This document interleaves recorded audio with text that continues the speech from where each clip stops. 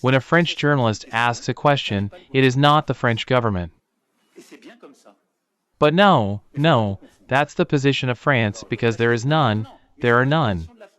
That is untrue. I do not agree what you said. I want referring to your Minister Jean-Yves Le Drian, he is a French official. I'm referring to Minister Le Drian, he is not a journalist. So a couple of days ago, the president of France, Emmanuel Macron, was in Africa, where he visited a few countries like Gabon, and DR Congo, Congo Brazzaville. He was trying to, in his own words, re-establish ties with African countries, which, if you ask me, I don't think we really need France in Africa.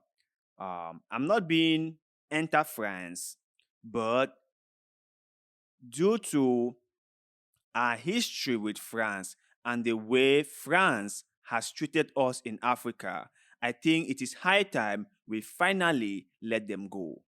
It's high time France move out of Africa. It's high time we, the Africans, learn to take care of our own affairs. The only way we are going to be able to talk or to negotiate as equals is when we are able to handle our situations by ourselves. But before I continue with my take on Emmanuel Macron's visit to Africa, I want you guys to watch this heated argument between him and the president of DR Congo. Watch. Reacting to this question about compromise in Africa, I just want to say that, madam, this is precisely what needs to change in our relations with France in particular, but also with Europe and the West in general. Your way of seeing things when irregularities occur in Africa is different from how you see things when there are irregularities in American elections. No one talks about American-style compromise when irregularities happen in the US. Similarly, when there was a scandal about deceased voters being allowed to vote during Chirac's years in France, no one talked about French-style compromise. I think there needs to be respect and consideration between us. We have no intention of disregarding the opinions of our voters. The electoral process has already begun, and we have raised enough alarms to say that if there is a risk of derailment, it is not because of the country's authorities or the senior officials.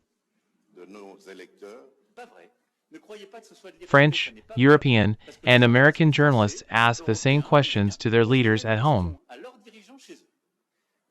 The second thing, and I want to emphasize this because the president talked about France in response to the question. When a French journalist asks a question, it is not the French government. But no, that's the position of France because there is none, there are none. That is untrue. I do not agree what you said. I want referring to your Minister Jean-Yves Le Drian, he is a French official. I'm referring to Minister Le Drian, he is not a journalist. I do understand very well that Africa is corrupt. I do understand very well that we have authoritarian leaders in Africa. I do understand that Africa or African leaders care little about the people and more about them being in power. But sometimes if you see the way the Western media portrays Africa, you will be so confused. The way they portray Africa, especially when they are trying to make a leader or a country looks bad. If they are in good terms with a country, especially France, when France is in good terms with a country in Africa, their media do not say anything about that country. No matter how the country's leaders treat their people, the French media will say nothing about them. But as soon as France falls out of favor with that country, then you see a whole new side of France and their media. The leader of that country will be portrayed in a very, very negative light. He would be called all sorts of names by the French and Western media. The French will team up with their brother, the West, to criticize and condemn that leader. Now, I'm not saying that that leader doesn't deserve all this critique or condemnation. That's not what I'm saying. My point is, they only said something when they fall out of favor. When they are in good terms with the country and the leader, they say nothing no matter what the people of that country are going through. That is my take about the West. I have this belief, and I have had this for some time now. I believe that the West has never, ever stood up for the interests of Africans. They have only stood up when their own interest is being threatened. For example, if an authoritarian leader in Africa is badly treating their people, the Western media or the Westerners or the Western elites or the Western leaders will say nothing about that leader because that leader lets them get whatever they want to get from the country. But as soon as that leader start doing something that goes against their interest, then you will hear them start saying all sorts of things about that leader. They will call the leader a Tyrian. They will call the leader an authoritarian. They will call the leader a dictator. Why? Because that leader is not allowing them to get what they want to get. Not because that leader is treating their people wrong.